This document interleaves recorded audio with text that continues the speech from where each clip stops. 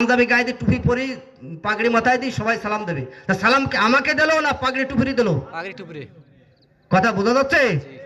দেখেন, ওয়ান আনাস ইবনে মালিক থেকে বর্ণনা, আল্লাহ রাসূল সাল্লাল্লাহু আলাইহি ওয়াসাল্লাম বলেছেন, ইন্না মিন ওয়ারাইকুম জামানা সাবরিন লিল মুতামাসসিকু ফীহি 50 শাহিদান।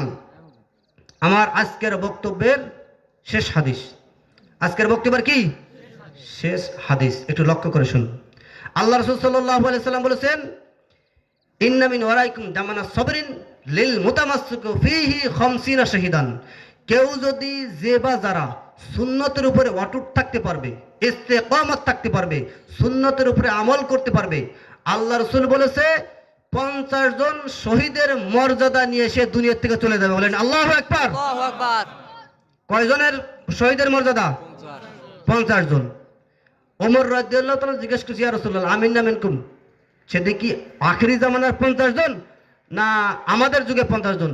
আল্লাহ রাসূল বলল, হে ওমর, ক্বালু বাল মিনকুম, তোমাদের যারা বদর, উহুদ, খন্দক, খাইবারের যুদ্ধে শহীদ হয়ে গেছে তাদের 50 জনের নেকি নিয়ে আমার আখেরি জামানার উম্মত দুনিয়া থেকে বিদায় হবে। সুবহানাল্লাহ। আরেকটা হাদিস বলবো, বলছিলাম শেষ, আরেকটা হাদিস বলে ফেলাই।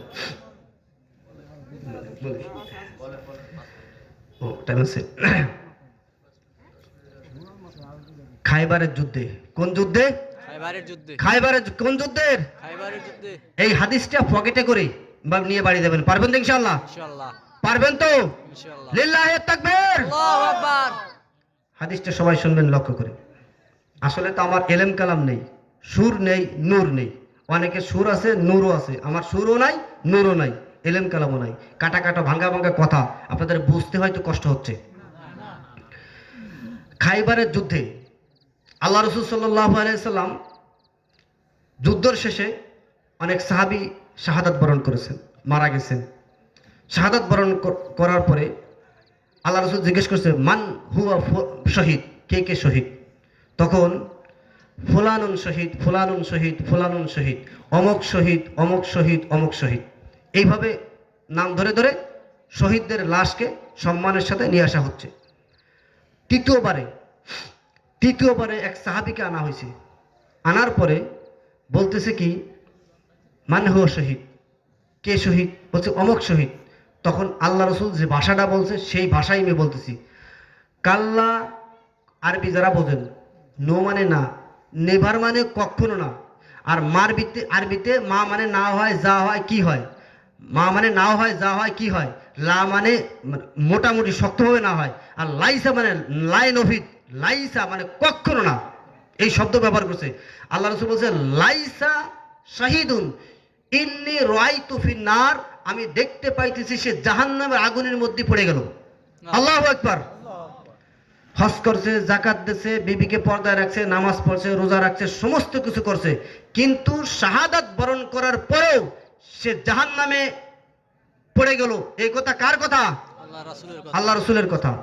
তখন সাহাবায়ে কেরামদের একটা কিউরিওসিটি অবশ্যই যাচ্ছে যে এই লোকটা আমাদের সাথে যুদ্ধ করলো। আমরা তো জানি শহীদের রক্ত জমিনে পড়ার আগেই তার পিছনের সমস্ত গুনাহ খাতা মাফ হয়ে যায়, জানি না? আমি তো সমস্ত গুনাহ মাফ হয়ে যাবে এই বিষয় নিয়ে কয়েকটা হাদিস বললাম, আয়াত বললাম না?